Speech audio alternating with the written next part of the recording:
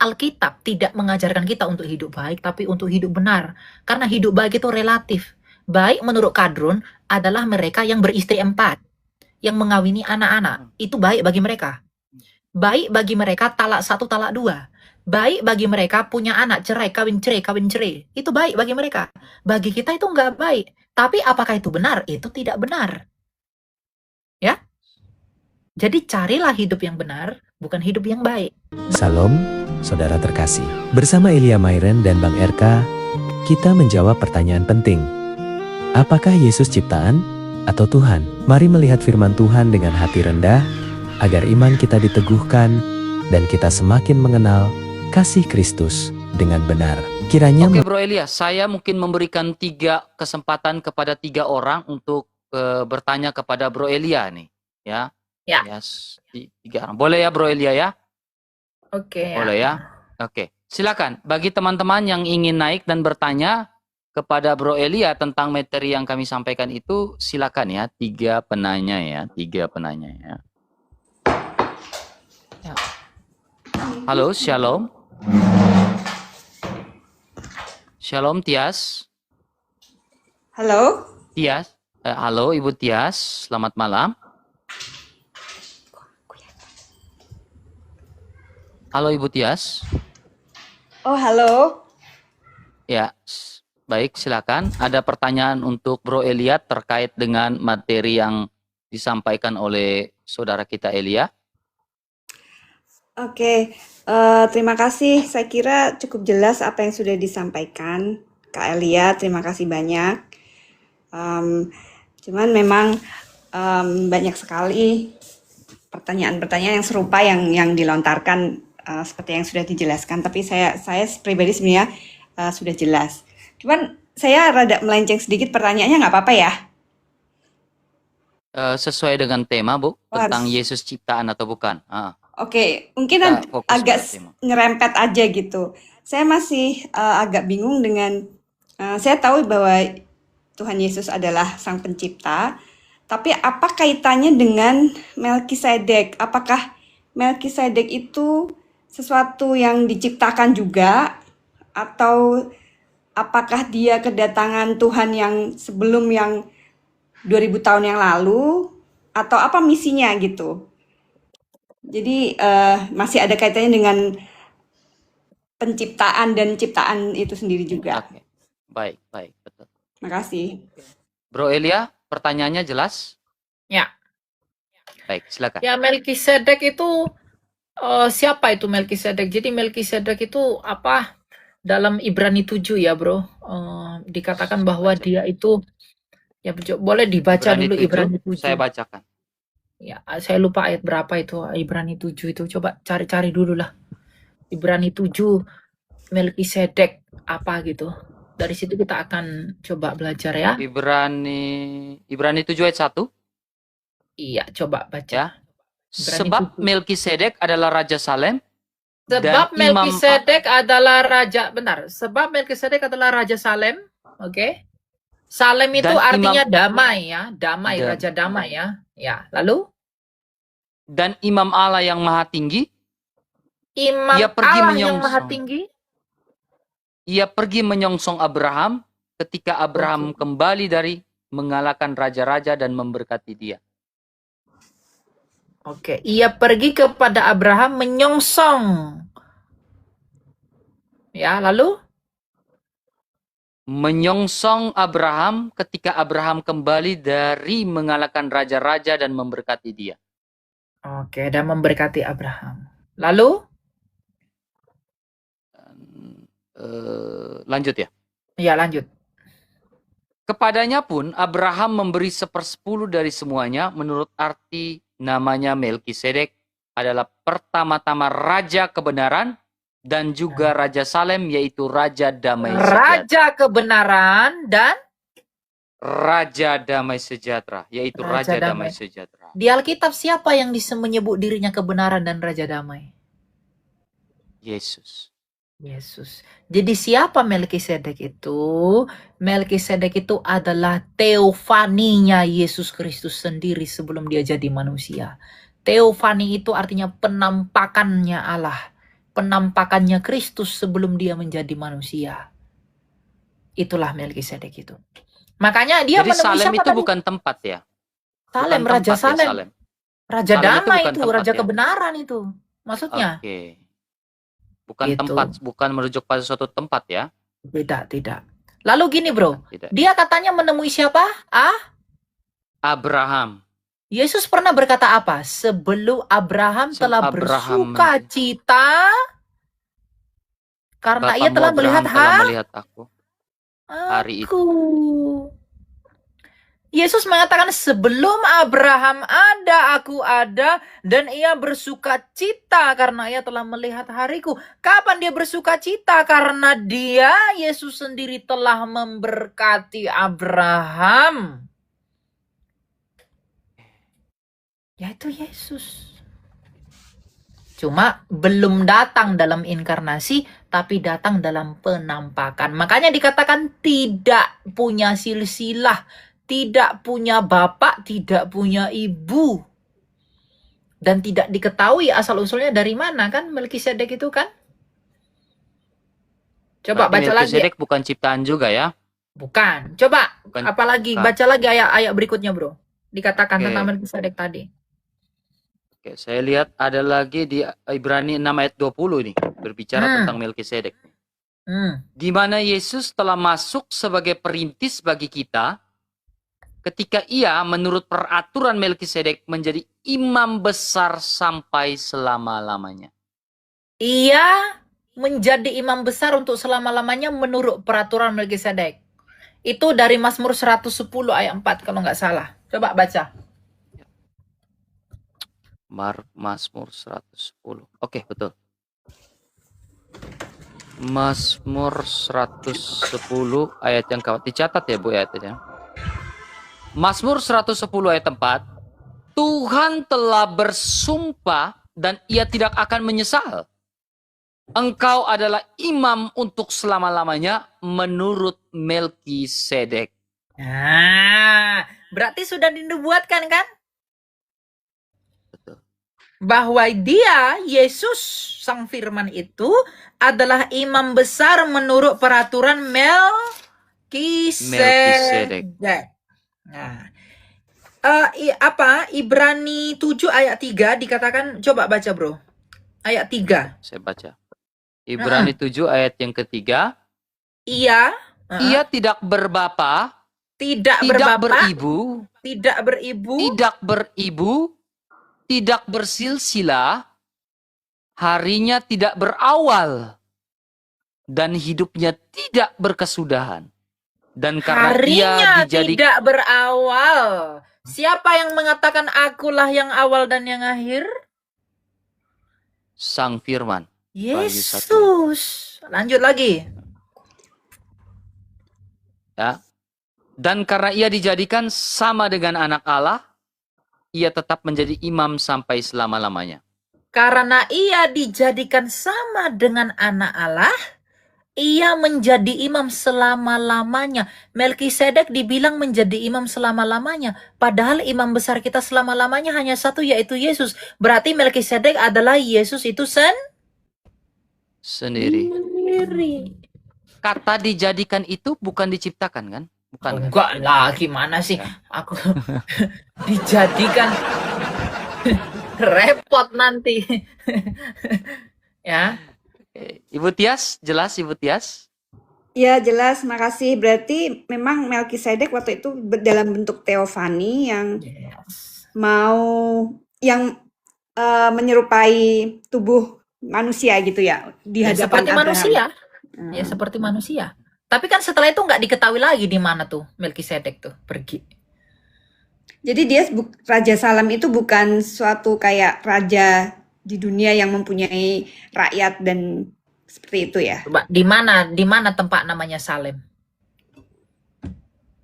Oke. Soalnya kalau di YouTube tuh seolah-olah digambarkan sebuah kerajaan dan bersama dengan rakyat. Ada yang menafsirkan begitu, Ibu. Tapi saya menghargai itu, tapi saya nggak sepakat dengan itu.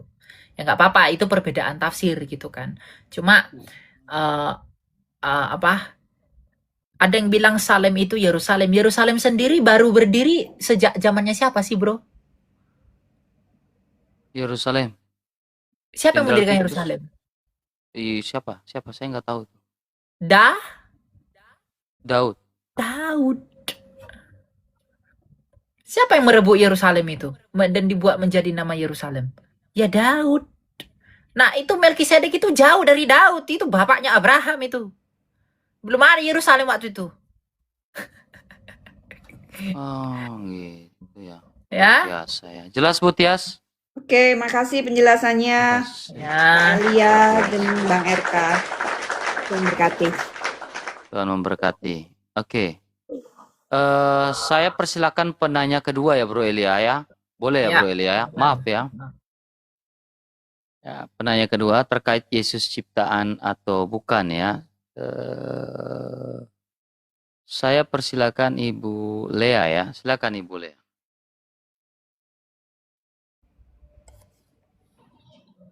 Shalom. Shalom. Salve. Shalom. Salve. Saudara. Salve juga. Ya. Tadi aku monitor, aku dengar mengenai malaikat ya. Malaikat itu kan diciptakan, malaikat sudah ada sebelum manusia diciptakan. Tapi malaikat itu kan ada dua ya, Saudara Elia. Ada yang jahat, ada yang iblis ya, setan itu ya. Satu pertanyaan saya, satu itu. Terus yang kedua, Roh Kudus. Kalau Tritunggal Maha Kudus itu kan Bapa, Putra, dan Roh Kudus. Roh Kudus itu kesatuan berarti ya dengan Tritunggal itu. Berarti beda dengan malaikat. Itu yang saya mau tanyakan. Terima kasih. Oke. Malaikat itu sejak semula tidak ada yang jahat. Tuhan menciptakan malaikat itu untuk maksud yang baik. Nggak ada yang jahat. Jadi Tuhan nggak pernah ciptain setan. Mengapa dia disebut setan? Karena dia menyalahgunakan kehendak bebasnya. Maka ketika dia jatuh, di Yesaya 14 itu dia telah jatuh, hai putra fajar. Maka dari situlah disebut Lucifer, yang diterjemahkan oleh Jerome dari kata Vulgata itu. Hillel bin Shahar itu loh. Ya. Jadi ketika dia jatuh baru dia disebut setan. Jadi Tuhan tidak pernah ciptakan setan. Ya. Jadi malaikat itu nggak ada dua jenis. Malaikat itu hanya satu. Dan malaikat itu makhluk roh. Malaikat itu semua baik. Cuma kehendak bebas yang ada pada malaikat itu membuat malaikat itu memberontak. Dan ketika mereka memberontak, mereka berdosa. Nah, karena mereka makhluk roh, maka dosanya nggak bisa diampuni. Inilah mengapa orang setelah mati itu nggak bisa lagi bertobat. Karena apa? Pengampunan ada, Ibrani 9 ayat 22, melalui penumpahan darah. Makanya orang kalau udah mati nggak bisa lagi dia bertobat. Kenapa? Orang bertobat itu ketika dia masih punya daging. Dan rohnya di dalam daging. Nah, karena malaikat itu makhluk roh dan dia berdosa, maka dosanya immortal, tidak bisa terampuni. Dan karena tak bisa terampuni, maka mereka terbuang dari surga. Itu yang pertama. Yang kedua, masalah Roh Kudus. Roh Kudus ini sopo sih? Ya. Roh Kudus ini adalah rohnya Allah, hidupnya Allah, hayatnya Allah. Nah, hidupnya Allah ini hidup. Hidupnya Allah ini menghidupi. Coba Ayub 33 ayat 4, Bro RK. Baik. Ayub 33 ayat 4. Ayub 33 ayat 4, firman Tuhan. Roh Allah telah membuat aku dan nafas yang maha kuasa membuat aku hidup. Roh Allah membuat kita. Dan nafas Allah membuat kita hidup. Roma 5 ayat 5 kalau nggak salah. Roma 5 ayat 5. Roma 5 ayat yang kelima. Dan pengharapan tidak mengecewakan karena kasih Allah telah dicurahkan di dalam hati kita oleh Roh Kudus yang telah dikaruniakan kepada kita. Kasih Allah telah dicurahkan oleh Roh Roh Kudus. Roh Kudus. Berarti tugas Roh Kudus itu mencurahkan Kasih. Buktinya apa? Ketika Yesus dibaptis, ada Roh Kudus nggak bentuk burung merpati, bro? Ada. Iya. Apa ucapan Bapa? Inilah anak yang kasihi, kepadanya lah aku berkenan. Jadi Roh Kudus itu mencurahkan kasih. Kasihnya Bapa kepada anaknya dicurahkan melalui rohnya itu.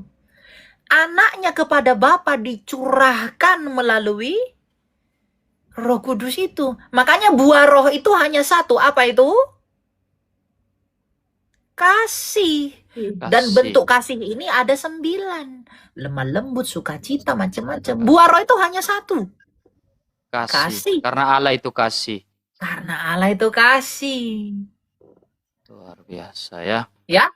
Jadi siapa Roh Kudus ini? Ya, Roh Kudus ini adalah rohnya Allah yang menghidupkan. Dan Roh Kudus ini adalah mencurahkan kasih. Makanya kasihnya Bapa, dia mengasihi anaknya di dalam Roh Kudus. Makanya ketika Yesus dibaptis dan Bapa mengatakan inilah anak yang kukasihi, ada Roh Kudus di sana untuk mencurahkan kasih itu. Ya, 1 Korintus 2 ayat 11. Kalau nggak salah. 1 Korintus 2 ayat 11. Siapa gerangan di antara manusia yang tahu bahwa apa yang terdapat dalam diri manusia selain roh manusia sendiri yang ada di dalam dia? Demikian pula lah tidak ada orang yang tahu apa yang terdapat di dalam diri Allah selain roh Allah. Tidak ada yang tahu di dalam diri Allah selain roh Allah. Nah, orang bisa percaya kepada Yesus karena siapa, bro? Karena Allah. Roh Allah. Roh Kudus disebut sebagai penolong.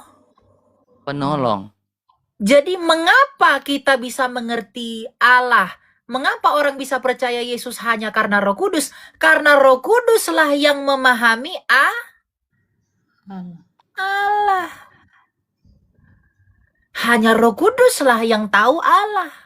Sebagaimana roh kita yang tahu kita, maka hanya roh Allah yang tahu siapa Allah.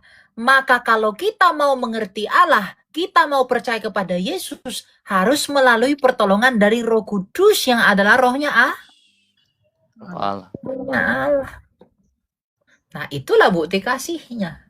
Jadi Roh Kudus itu siapa? Ya Roh Kudus itu rohnya Allah yang menghidupkan dan pencurah kasih. Makanya bukti orang dipenuhi Roh Kudus tuh bukan bahasa roh dan lain-lain, itu tanda-tanda saja. Tapi bukti orang di dalam dirinya memiliki Roh Kudus, dia memiliki satu, kasih. Dan bukti kasih itu mengampuni, lemah lembut, sabar, murah hati. Itu bukti kasih. Karena Allah itu kasih. Gitu ya. Kalau dengan jiwa, roh dan jiwa hubungannya? Kalau roh itu hidupnya, kalau jiwa itu perasaannya. Sebenarnya mirip-mirip itu, hampir sama gitu. Tapi jiwa itu lebih kepada keperasaannya, roh itu hidupnya. Yang membuat saya hidup ini adalah roh saya. Dan jiwa saya yang membuat saya berperasaan lah, saya punya kasih lah, apa macam-macam begitu. Dan ketika kita mati, roh dan jiwa kita ini bareng, nggak bisa terlepas. Tapi tubuh kita berpisah pada waktu yang sementara itu. Gitu. Jadi roh tidak pernah kehilangan jiwanya. Ya, roh itu selalu dengan jiwanya. Gitu. Makanya ada trikotomi, dikotomi. Ya, nggak salah itu, dikotomi dan trikotomi itu nggak salah. Karena itu hanya melihat cara pandangnya saja gitu. Ya. Kalau malaikat itu tadi kan Tuhan tidak menciptakan iblis atau setan, tapi karena malaikatnya yang menyimpang dari ajaran itu ya, menjadi iblis itu kan. Nah, malaikat itu berarti ada di dua tempat ya, ada di surga dan ada di neraka, begitukah? Ya, malaikat-malaikat yang tidak taat itu ya akan dilemparkan di gua-gua gelap. Kita lihat ayatnya ya. Coba Bro RK 1 Petrus 2 ayat 11 kalau nggak salah. Ya, 1 Petrus 1 Petrus 3 ayat 19. Lupa aku. 1 Petrus 3 Oke. ayat 19. Ya, Ayat coba. 19. Betul. 1 Petrus 3 ayat yang ke-19. Dan di dalam roh itu juga ia pergi memberitakan Injil kepada roh-roh yang ada di dalam penjara. Sekarang 2 Petrus 2 ayat 4. Coba 2 Petrus 2 ayat 4. Malaikat yang jatuh itu di mana sih ya? 2 Petrus 2 ayat 4. Ayat 4. 2 Petrus 2 ayat 4. Sebab jikalau Allah tidak menyayangkan malaikat-malaikat yang berbuat dosa, tetapi melemparkan malaikat mereka yang berbuat dosa, lalu tetapi melemparkan mereka ke dalam neraka, dan dengan demikian menyerahkan ke dalam gua-gua yang gelap untuk menyimpan mereka sampai hari penghakiman. Iya, ya. Jadi di mana malaikat yang jatuh yang berdosa tadi? Di gua gelap sebelum ke neraka. Makanya jangan percaya sama nabi yang dari goa. Nggak boleh. Repot nanti, ya. Nah, tipis-tipis saja, ya. Itu ya. Jadi ada yang di surga, ada yang di gua-gua gelap. Di gua-gua gelap itulah alam maut itu. Disitulah mereka disimpan untuk sebelum pada akhirnya dilemparkan ke neraka. Gitu. Ya. Lalu pas seperti itu. sesudah hari penghakiman itu, kita kan nanti ada penghakiman tentang ini ya, buku kehidupan itu. Lalu kalau misalnya kita dibawa naik ke surga, kita menjadi malaikat berarti kan di surga itu? Enggak lah. Kok jadi malaikat sih? Kita kan tetap kembali seperti Adam dan Hawa. Malaikat ya malaikat, manusia ya manusia. Kita menjadi seperti malaikat itu dalam konteks tidak kawin dan mengawin. Ya di sana nggak ada lagi kawin-kawin. Tapi kita tetap manusia. Manusia yang sudah dipulihkan kodratnya menjadi tanpa dosa. Gitu. Bukan wujud seperti malaikat gitu. Enggak. Kita tetap dengan tubuh yang baru, tubuh kemuliaan. Tapi nggak bisa mati lagi, nggak bisa lapar lagi. Gitu. Ya. Di sana selalu siang, tak ada air mata. Itu lagunya kayak gitu. Ke tempat penuh bahagia. Wahyu 22 ayat yang ke-1.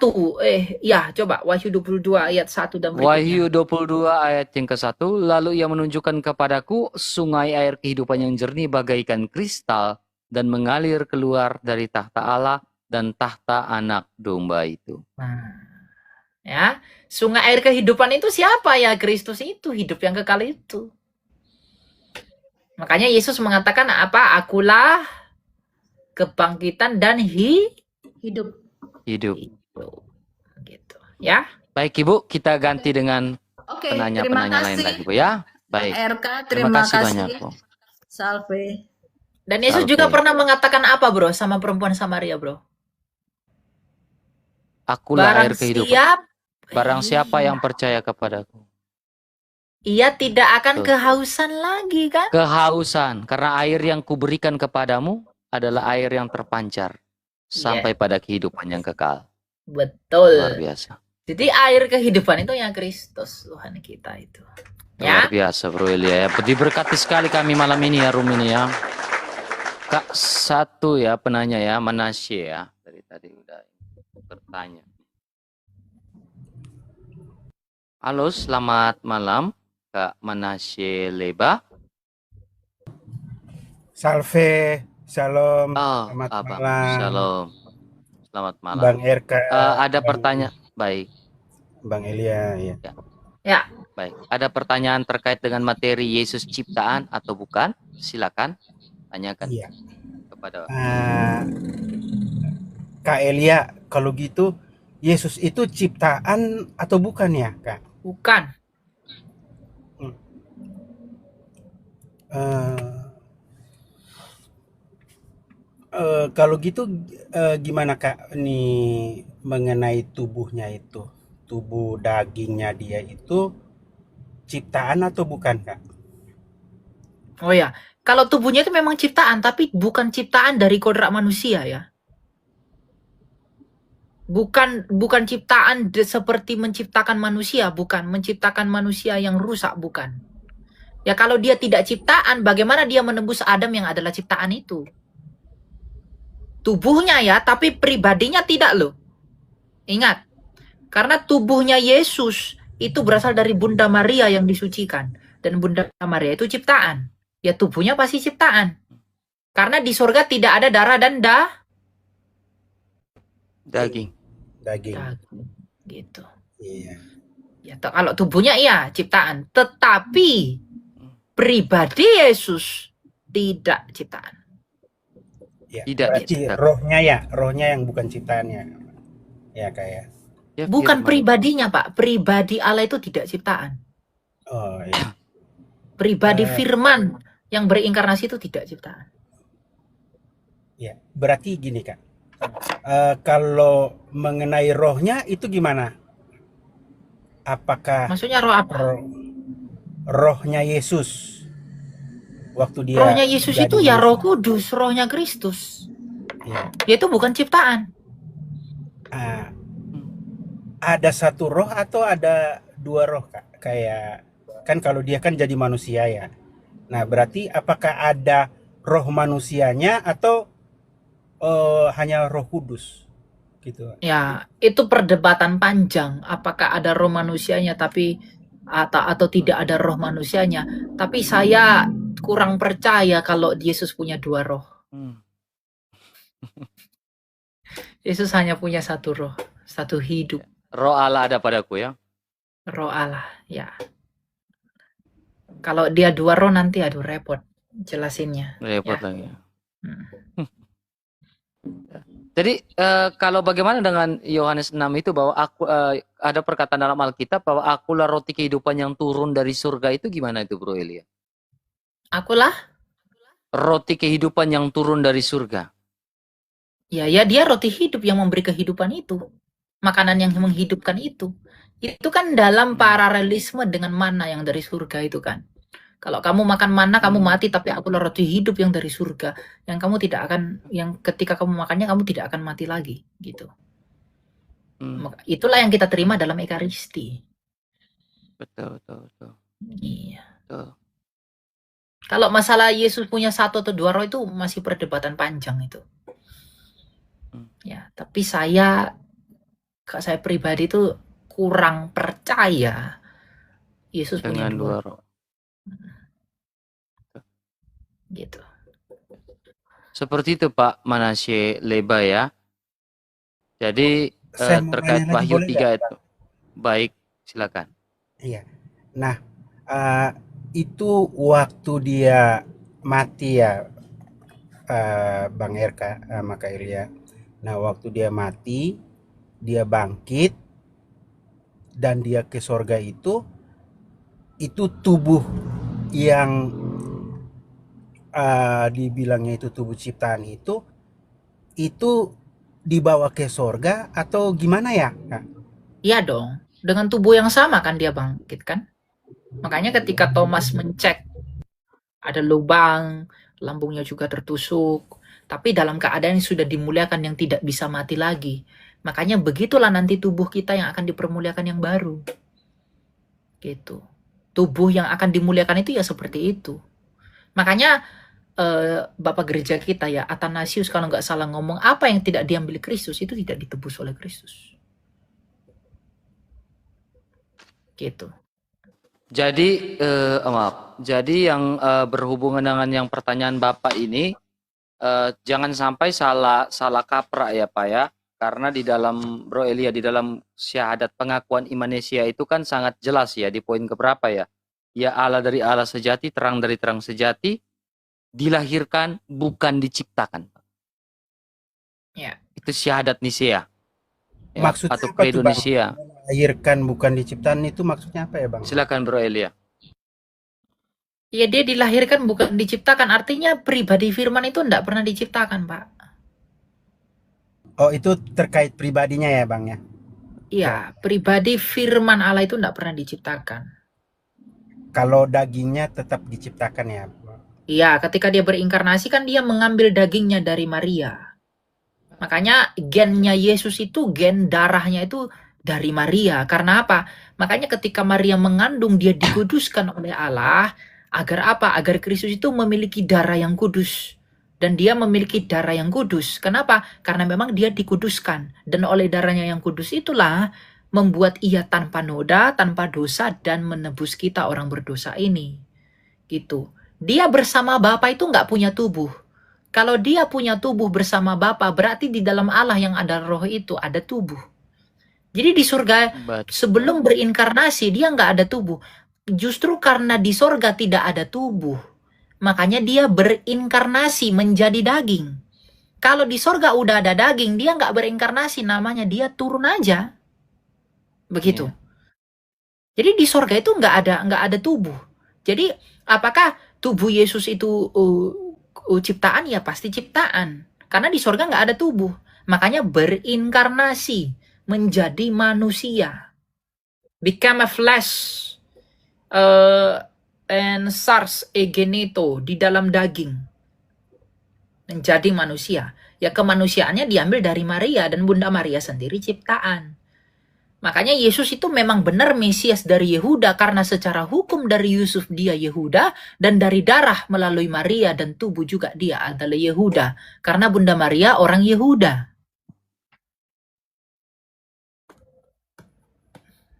Begitu. Ya. Kalau ini akan berhubungan dengan Galatia 4 ayat 4 ya Bro Elia ya. Apa itu Galatia 4 ayat 4? Saya bacakan. Tetapi setelah genaplah waktunya, maka Allah mengutus anaknya yang lahir, ya, bukan diciptakan, ya, dari seorang perempuan dan takluk pada hukum Taurat, ya. Di situ udah kata lahir itu menggunakan kata genomenon, ya. Artinya, ya, lahir. Artinya lahir juga nggak genomenon itu, Bro Elia? Iya lahir. Ya dilahirkan oleh Maria, makanya Maria disebut Theotokos kan? Betul. Tapi lahir dari Allah itu, lahir dari Maria dengan lahir dari Allah itu beda loh. Betul. Betul. Bedanya jadi, gimana itu, Bro Elia? Ya lahir dari Allah itu sejak kekekalan. Lahir dari Maria itu ada waktunya, yaitu ketika inkarnasi itu. Begitu. Makanya Yesus dikatakan dilahirkan bukan diciptakan. Itu merujuk kepada ya dia dilahirkan. Secara dia dilahirkan masuk ke dunia melalui Maria, betul. Dia dilahirkan melalui Allah, betul. Tapi dia tidak pernah diciptakan. Pribadinya itu tidak pernah diciptakan. Itu yang perlu dipahami. Pribadinya itu tidak pernah diciptakan. Gitu. Baik. Jelas ya Pak Manasye Leba ya.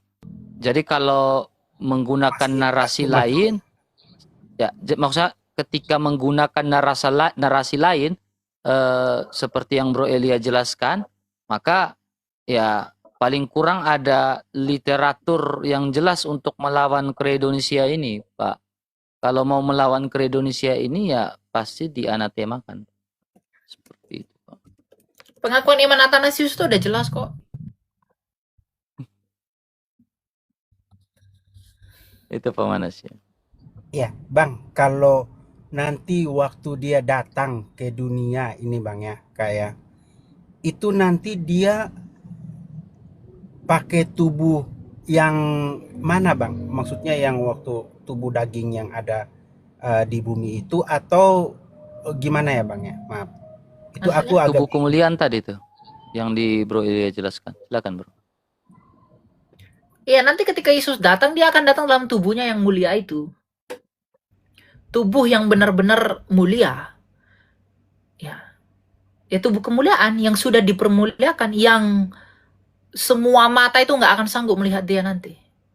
Tadi dengerin Maksud, apa sih Pak? Kita jelasin. iya, ya, maksudnya masih ada gak lubang paku atau di lambungnya itu masih ada gak? Atau udah nggak ada, Bang? Saya nggak tahu dia ada lubang paku atau tidak. Nanti kita sama-sama lihat. Oh, yang pasti itu dia datang dengan tubuh yang baru Dengan ya, tubuh kemuliaan, kemuliaan, tubuh tubuh kemuliaan. kemuliaan. Oh, Gitu ya. Rahasia panas Pak Manasya ya. oke Pak, makasih ya Bang ya. Oke, Kayak baik ya. Elia, Ingat ya, makasih jadi ya. tidak boleh menerasikan dia diciptakan Pak ya. Itu sesat Pak.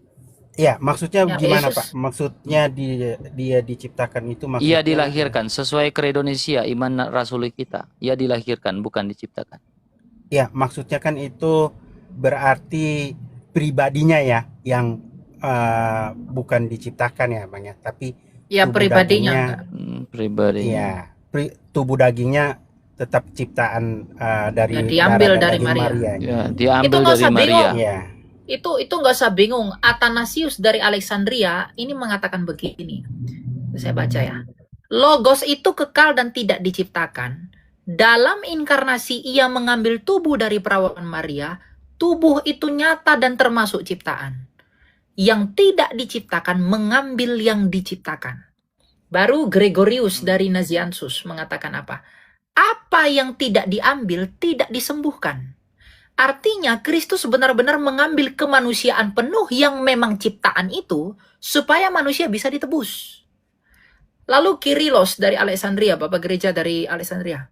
Satu pribadi, dua natur ilahi dan manusia, natur manusia berasal dari Maria. Jadi Bapak jangan menganggap bahwa Yesus itu ciptaan karena tubuhnya ciptaan. Tidak. Dia itu tidak diciptakan, ya tapi natur manusianya diambil dari Bunda Maria yang adalah ciptaan. Tapi ketika natur manusianya bersatu dalam pribadi Kristus, ya dia tidak ciptaan. Pribadi itu tidak ciptaan. Ya. Dia yang makanya firman Allah menjadi manusia. Kalau dia di sorga udah punya tubuh, dia nggak perlu menjadi manusia. Udah punya tubuh, udah punya daging. Ngapain lagi menjadi daging? Gitu, ya. Maksudnya kan begini Bang, ini kan juga yang berkembang di media ini kan ada juga narasi tentang doketisme yang anti sekali dengan kata ciptaan. Apalagi Bang Elia tadi bilang itu tubuh dagingnya itu ciptaan, ya kan, dari Maria. Ini juga kan kadang-kadang membuat kita bingung, Bang. Jadi kadang kalau menggunakan kata ciptaan atau mengatakan bahwa dagingnya Yesus itu adalah daging ciptaan, ini juga kadang-kadang kita suka di framing sama narasi doketisme. Bahwa tubuh dagingnya itu bukan ciptaan, tapi tubuh dagingnya itu adalah darah dan daging dari sorga gitu. Jadi itu yang kadang-kadang membuat teman-teman ya termasuk saya juga kadang-kadang suka dibingungkan dengan narasi seperti ini. Ada dua pandangan ya, pandangan doketisme dan duinatur gitu. Agar supaya teman-teman yang dibuat bingung dengan pandangan doketisme ini kan lagi rame juga Bang Elia. Jadi ini juga kayaknya perlu diluruskan oleh Bang RK dan Kak Elia ya, agar supaya kita nggak sana sini jadi kayak maju kena mundur kena gitu Bang. Enggak. Itu enggak ada yang bingung. Bapak gereja udah sepakat kok itu. Ya pribadi Kristus itu enggak pernah diciptakan. Makanya dia mengambil rupa ciptaan. Kalau dia mengambil rupa ciptaan, manusia itu ciptaan enggak? Ciptaan. Tapi ya. lewat udah, Maria. Dia berarti kalau dia mengambil rupa ciptaan ya dia yang rupa ciptaan yang dia ambil itu ya ciptaan. Tapi dalam pribadinya dia meskipun natur manusianya itu ada pada pribadinya, bukan berarti dia itu ciptaan gitu. Doketisme itu kan natur manusia Kristus yang dikatakan ilusi. Itu doketisme. Jadi doketisme itu mengatakan kemanusiaan Kristus itu ilusi, kebohongan gitu. Ada on off. Nah, kita tidak memahami itu. Nah, kalau tubuh Kristus itu bukan ciptaan, loh itu repot lagi. Gimana jelasinnya? Kalau tubuhnya nggak ciptaan, lalu mengapa dia menjadi tubuh? Kalau dia udah punya tubuh, ngapain dia jadi tubuh? Menjadi manusia lagi begitu. Dan ingat, Yesus itu mati menurut Bang RK, Yesus itu mati karena apa? Karena dibunbun atau karena menyerahkan nyawanya? Menyerahkan nyawanya. Iya. Yesus itu tidak mati karena dibunbun seperti kita. Saya bisa mati karena dibunbun. Tapi Yesus mati karena dia dibunbun gimana pun, dia nggak akan mati kalau ia nggak menyerahkan nyawanya. Makanya dia menyerahkan nyawanya ketika dia mengatakan, ya Bapa, kepadamu kuserahkan nyawaku, baru dia mati. Paham ya Pak Manasya ya? Karena Maria itu ciptaan. Tetapi yang bagaimana juga seperti itu ya Pak Manasya? Ya betul. Paham ya Pak Manasya? Ya, masalahnya begini Bang, karena kan tema tentang tubuh daging ini ciptaan ini kan jarang dibahas. Jadi kadang kita juga. Apakah Bapak berpendapat bahwa Yesus pribadi Yesus adalah ciptaan? Oh enggak, saya percaya. Ya clear kalau begitu. Clear, itu udah clear. Pegang sampai mati lah. Hendaklah engkau setia sampai mati dengan pengajaran-pengajaran rasuli seperti itu, Pak. Clear itu, Pak. Jangan tergoyangkan dengan ajaran-ajaran lain lagi. Oke, Pak ya. Thank you, Pak ya. Ya, makasih. Tuhan memberkati. Dan Kak Elia, makasih. God bless. Ya. Baik.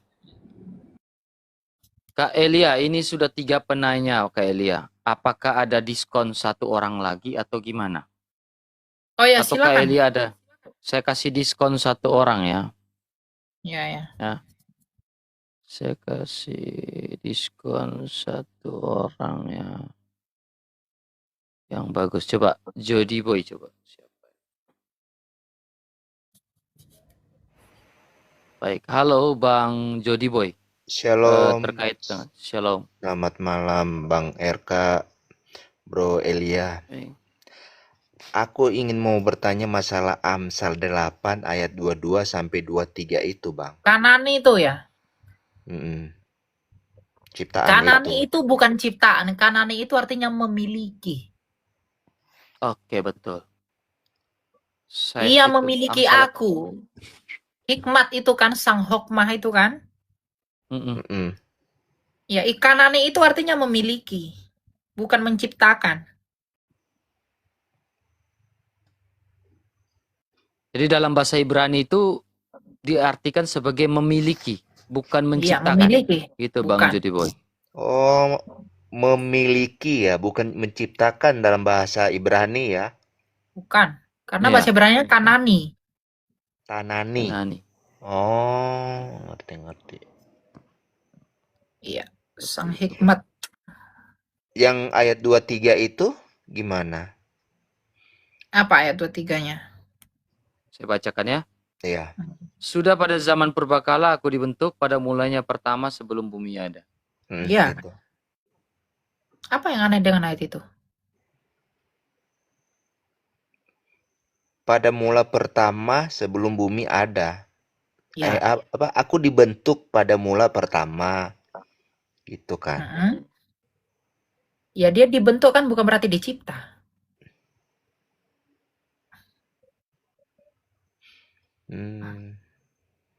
Kanani itu bukan artinya dicipta, itu memiliki itu. Sang hikmat, sang hokmah.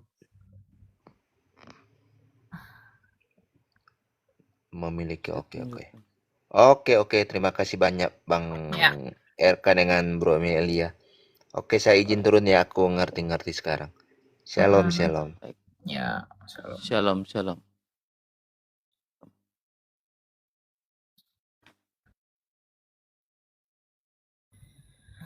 Kita ini bayar orang jadi narasumber. Saya naik, udah 4 penanya. Enggak lah, enggak bayar lah. Buat apa bayar mah. Satu lagi ya. Cuma ya gitulah. Silakan. Ini satu lagi ini nggak habis ini Bro Eli. Orang dia Ini mau satu istirahat lagi juga, aja, teman. satu lagi aja, baru nanti Bro RK Satu lagi closing ya. statement. Ya. Satu lagi baru saya closing statement ya. Oh ini Bang Kensi dari tadi ini. Dari tadi ini. Mana dia tadi? Satu lagi saya naik ini. Mana tadi siapa ya? Tadi itu Grace ya. Mana Grace ya? Udah dari tadi minta naik ya. Silakan.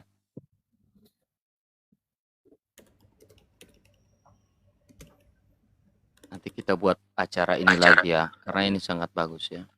Silakan. Shalom. Iya, saya mau tanya untuk memperdalam aja sih.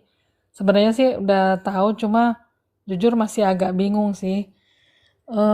Saya mau tanya, tolong dijelaskan gitu sama Elia, yang Kisah Para Rasul 11 ayat 30 sampai 31 itu loh, yang Yesus berapa, Bu? Maaf. Kisah Para Rasul 11 ayat 30 sampai 31. Kisah Rasul berapa? Saya ulangi. 11. 11 ayat 4. Kisah Para Rasul 4 ayat 30 sampai 31. Baik. Kisah Rasul 4 ayat 30, ulurkanlah tanganmu untuk menyembuhkan orang dan adakanlah tanda-tanda dan mujizat-mujizat oleh nama Yesus, hamba-Mu yang kudus. Dan ketika mereka sedang berdoa, goyanglah tempat mereka berkumpul itu, dan mereka semua penuh dengan Roh Kudus, lalu memberitakan firman Allah dengan berani. Pentakosta ya. Silakan berdua. Nah, jadi yang saya tanya, di situ kan murid-muridnya Yesus kan sebut Yesus itu hamba-Mu yang kudus. Nah, di 31 itu kan posisinya, maksudnya menjelaskan waktu mereka berdoa itu kan menjelaskan posisinya Yesus sudah naik ke surga ya. Karena kan Roh Kudus sudah turun gitu. Nah, jadi yang saya tanya, kenapa maksudnya murid-murid Yesus masih menyebut Yesus itu hamba-Mu yang kudus gitu loh. Bukannya dia udah jadi raja gitu ya. Misalkan dia udah kembali ke surga gitu kan. Nah, itu yang saya agak bingung gitu. Gak perlu bingung. Yesus itu dalam segala sesuatu, di dalam segala sesuatu dia tetap di dalam kehendak Bapaknya. Dia disebut hamba bukan berarti dia lebih kecil dari Bapa. Kenapa dia disebut hamba? Konteksnya ini doa. Imam besar kita siapa? Yesus. Artinya mereka berdoa itu memohon kepada Yesus sebagai imam besar. Bukan berarti Yesus itu lebih rendah daripada Bapa. Jadi gelar hamba itu bukan berarti Yesus lebih rendah dari Bapa. Jadi maksudnya jangan dibilang karena dia dibilang hamba, kan kayak yang satu itu ya tahu lah ya, kalau saya bilang yang satu udah tahu kan, dia kan bilang berarti Yesus itu nggak setara dengan Bapa gitu. Itu yang saya nggak setuju orang gitu. Orang aneh itu. Gimana Yesus nggak setara? Gimana Yesus nggak setara dengan Bapa? Aduh, repot lah kalau Yesus nggak setara. Coba Bro RK, Yohanes 14 ayat 23. Yesus tidak setara dengan Bapa. Ini yang rusak kalian ini, TikTok ini jadi rusak gara-gara itu. Yesus berapa? 4 ayat 23. Yohanes 14 ayat 23. Oh iya, ada 14 ayat 23. Aduh, kalian ini, tobat. Ini juga sekalian membuktikan kata kita dipakai Yesus tuh. Coba Yohanes 14 ayat 23. Oh iya, betul.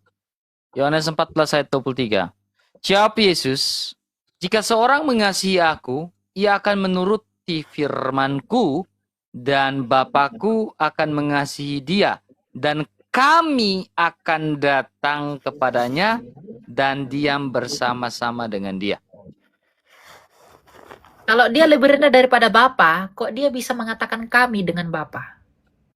Iya. Yesus juga mengatakan aku dan Bapa adalah satu. Kalau nggak setara gimana bisa satu? Nah, Ada repot. juga kan yang ayat yang bilang apa? Dalam kesetaraannya dia merendahkan dirinya gitu kan? Iya, yang walaupun dalam Berarti rupa ya gitu doang. Allah. Ya. Jadi kan Yes. itu sebenarnya udah jelas dia setara gitu kan? Ya. Jadi yang Cuma ya itu aneh-aneh yang bilang Yesus lebih rendah itu nggak usah diikutin. Jujur aja ya. Nggak dia usah diikutin. cuma mau Kalau mempertegas aja gitu kan supaya ya, supaya yang bela-bela dia itu ngerti lah gitu. ya, nggak apa-apa. Mau ada yang bela dia, mau ada yang nggak bela dia, tugas kita cuma kasih tahu yang benar. Kalau dia membela yang salah, mati-matian karena orangnya bukan demi kebenaran, dia yang rugi, bukan kita kan? Iya. Ya udah, ngapain repot? Kalau kalau mereka mau bela yang salah hanya karena FOMO dan euforia karena lebih ini ya urusanmu gitu. Saya nggak jujur aja ya di hadapan Tuhan, tidak take a jealous, tidak ngambil nggak banget karena nggak Oke, ada yang lebih mahal that's dari kebenaran. Nggak ada yang lebih benar. mahal dari Amin. kebenaran. Jujur. Untuk apa? Untuk apa kamu punya banyak penonton, katakanlah begitu. Lalu punya banyak audience, tapi kamu kasih makan racun. Dan yang kamu kasih makan racun itu seneng-seneng. Padahal nggak tahu itu racun gitu loh. Ngerti nggak maksudku? Jadi nanti Yesus ini ketika dikatakan lebih rendah, mengapa hambamu yang kudus di sana? Karena Yesus menjalankan fungsi keimamatan. Karena dia imam besar kita kepada Bapa. Ya, Yesus mengatakan apa? Tak seorang pun yang dapat datang kepada Bapa kalau tidak melalui aku. Berarti dia pengantara kita yang esa itu kepada Bapa kan? Iya. Imam besar. Repot. Bersihinnya repot, capek. Makanya jangan aneh-aneh lah ya. Jangan capek lah Elia, karena dia aja semangat tuh, jadi orang semangat juga. Gitu. Tidak apa-apa Bu ya. Oke, seperti itu ya Bu Grace ya. Oke, makasih Bang RK sama Elia Miron. Oke. Ya, Tuhan berkati. Berkati. Tuhan berkati. Shalom. Shalom. Ini Bro Elia, sebelum saya mengakhiri diskusi kita ini Bro Elia, jikalau bapak-bapak gereja itu bisa ditanya di zaman sekarang nih Bro Elia, ditanya, apakah saksi Yehova atau Arianisme sesat? Apa jawabannya Bro Eli? Sesat. Tahu nggak Nikolaus itu? Nikolaus. Santo Nikolaus. Ya, yang jadi sinterklas yang lahir di Patara itu. Oke. Dia nggak cuma ngebantah si Arius itu, dia tampar si Arius itu. Saking cintanya dia pada kebenaran. Luar biasa ya. Nah, kita ini sekarang hari ini, kita cuma ngasih tahu kamu salah, kita dituduh menghakimi. Kalau Nikolaus hari ini ada, bukankah orang-orang ini bilang Nikolaus itu iblis karena nampar? Yes. Karena kasar. Iya. Pasti dibilang iblis kan si Nikolaus itu kan? Santo itu. Iya. Betul. Kalau bro mereka kita kan di abad kedua toh, abad kedua baru ada satu, tapi itu nantilah kita berdua diskusi. Repot, jadi repot gitu. Jadi kita hari ini entah mengapa kita mengatakan yang benar, kita dibilang iri. Tapi entah apa yang mau diiriin gitu loh. Terus kita dibilang pansos, kita dibilang cari nama. Apa maksudmu apa ngomong begitu? Sebelum itu ada, sebelum aksi kemarin itu viral, kita sudah berkali-kali mengatakan Yesus setara dengan Bapa. Amin. Amin. Sebelum dia ngomong, Yesus tidak setara dengan Bapa. Coba cari videoku tahun 2023. Sudah mengatakan Yesus setara dengan Bapa. Amin. Jadi nggak ngerti aku kadang sama orang-orang yang, tapi ya memang sih kata Tuhan Yesus akan selalu nanti di akhir zaman. Ya, nanti di akhir zaman akan banyak orang yang buat pengajaran itu untuk menyenangkan dongeng telinganya. Artinya apa? Itu dibungkus dengan hal-hal yang sebenarnya esensinya tidak ada. Dan yang tadi itu Bro Elia terkait dengan Amsal 8 ayat 22 itu, Di situ dia kan ayat 24 kan dia bilang dibentukkan. Dalam bahasa Ibrani dia menggunakan kata nisakti, ya. Itu artinya mengatur. Jadi dia yang sudah mengatur sejak kekekalan itu. Oh, kata dibentuknya kata itu. Dibentuk itu harusnya menggunakan kata nisakti, ya. Iya. Kalau di ayat 22 itu dia menggunakan apa tadi tuh? Kanani. Kanani, ya, artinya memiliki. Ya. Di ayat 23 dia menggunakan kata nisakti yang artinya mengatur. Dia untuk mengatur seperti itu. Oke, Bro Elia, terima kasih banyak atas kesempatan. Janganlah bosan-bosan ya, Laiku ya, untuk datang di live kami yang sederhana ini ya. Janganlah bosan-bosan ya. Terima kasih banyak teman-teman ya. Kita memberikan aplaus yang ya luar biasa, apresiasi buat bro kita Elia ya teman-teman ya. Kamsya, thank you semua teman-teman. Tuhan memberkati semangat kita, ya. Selalu ya, bagaimanapun kita dipanggil Tuhan untuk hidup dalam kebenaran. Tapi kalau kita nggak paham kebenaran, bahkan menolak kebenaran, gimana kita bisa hidup benar? Itu saja ya. Boro-boro hidup benar kalau kita nggak tahu yang benar. Orang yang ngomong yang penting hidup benar, pengetahuan yang benar tidak perlu, itu bohong. Itu orang malas, nggak mungkin dia hidup dalam kebenaran. Yang penting kita benar, yang penting hidupnya benar, yang penting hidup kita benar, nggak perlu pengetahuan itu. Kalau kamu tidak tahu pengetahuan yang benar, gimana kamu bisa hidup benar? Ya, jadi jangan pernah lemah, jangan pernah capek mencari kebenaran. Tuhan kita mengatakan apa? Carilah dahulu kerajaan Allah dan kebenarannya. Ya. Nah, jadi untuk semua, nggak hanya saya dan Pak RK, kita semua tuh sama-sama belajar kok. Saya dan kalian yang nonton ini sama-sama belajar, kita semua gitu. Tapi tentu dengan hati yang mau belajar. Bukan ngerasa diri sebagai patron teologi ya. Jadi buat tafsir saya nak jidat sendiri, jangan. Itu bahaya, itu repot ya. Nyucinya capek. Nah, buat Pak RK juga thank you. Dan semangat selalu, jangan pernah capek untuk apapun kata orang, apapun tanggapan orang tentang kita, kalau kita tetap di tracknya, hambatan pasti ada. Karena semakin kita lurus, hambatan itu pasti akan ada untuk berusaha membelokkan kita. Dan kita sebagai manusia dalam kelemahan kita, saya dan RK juga, pasti kita lemah. Kita mungkin jatuh dalam penghinaan, kita mungkin kata-kata kasar, kita mungkin terbawa emosi, dan untuk itu kita pasti minta maaf kepada semua orang. Tapi terlepas dari semua itu, nggak ada manusia yang luput dari kesalahan, dari kelemahan, dari karakter. Tetapi kalau itu justru kebenaran ajaran inilah yang harus kita fokuskan. Karena kalau fokus pada pribadi karakter masing-masing, nggak akan ada selesainya. Tapi kalau kita fokus pada kebenaran itu udah selesai kok itu 2000 tahun lalu. Itu maksudnya. Nah, jadi dewasa dalam menyikapi. Karena gini, kamu ngelihat orang itu baik, ajarannya menyesatkan, itu kebaikan dia itu nggak bisa tolong kamu. Ajaran dia itu membinasakan kamu. Makanya Alkitab tidak mengajarkan kita untuk hidup baik, tapi untuk hidup benar. Karena hidup baik itu relatif. Baik menurut Kadrun adalah mereka yang beristri 4, yang mengawini anak-anak. Itu baik bagi mereka. Baik bagi mereka talak 1, talak 2. Baik bagi mereka punya anak, cerai, kawin cerai. Itu baik bagi mereka. Bagi kita itu nggak baik. Tapi apakah itu benar? Itu tidak benar. Ya? Jadi carilah hidup yang benar, bukan hidup yang baik. Baik itu macam-macam. Oke? Gitu ya, brother. Thank you. Tuhan berkati selalu. Saya pamit dulu. Saya mau mandi. Bye. Baik, terima kasih. Sampai jumpa di Jakarta ya, Bro Elia ya. Ya, sampai jumpa. Nanti kabar aja ya. Just call me. Oke, siap. Saya izin turun ya, Laiku. Mau lihat gudang? Mau lihat ya. Ingat, pengajaran itu keras. Alkitab mengatakan belilah kebenaran dan janganlah menjualnya. Begitu pula hikmat, pengertian, dan didikan, teman-teman ya. Sebelum kita mengakhiri live kita ini, teman-teman ya, kita akhiri dalam doa. Karena kita mengawali dalam doa, kita juga harus mengakhiri dalam doa, mengucap syukur kepada Tuhan ya atas tuntunan Dia. Saya buka dulu kacamata. Ini bukan inti. Kalau doa itu jangan intinya kacamata, buka kacamata.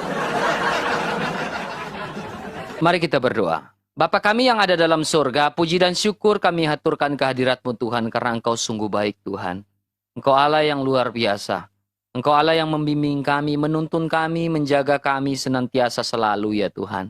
Ya Bapa kami dalam sorga, kiranya Engkau memberkati teman-teman semua yang ada di bawah ini ya Bapa.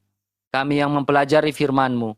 Tuhan, jauhkan kami dari kesesatan-kesesatan pengajaran-pengajaran duniawi Tuhan. Yang melenceng dari ajaran para rasul, dari ajaran rasul-rasul-Mu ya Tuhan.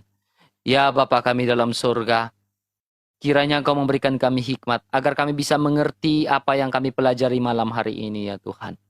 Bapa kami dalam surga, tuntunlah setiap langkah kaki kecil kami.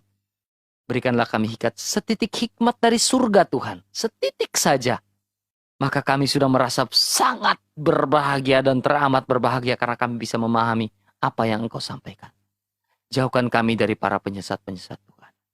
Kami berdoa di dalam nama Putra-Mu terkasih Tuhan kami Yesus Kristus yang hidup dan berkuasa bersatu dalam Dikau, dalam persatuan dengan Roh Kudus, Allah sepanjang segala masa. Amin. Dalam nama Bapa dan Putra dan Roh Kudus. Amin. Kiranya melalui penjelasan Elia Miran dan Bang Erka, hati kita diteguhkan bahwa mengenal Kristus adalah anugerah terbesar. Mari hidup setia, mengasihi dengan tulus, dan menjadi terang di tengah dunia, sampai nama Tuhan dimuliakan melalui hidup kita. Amin.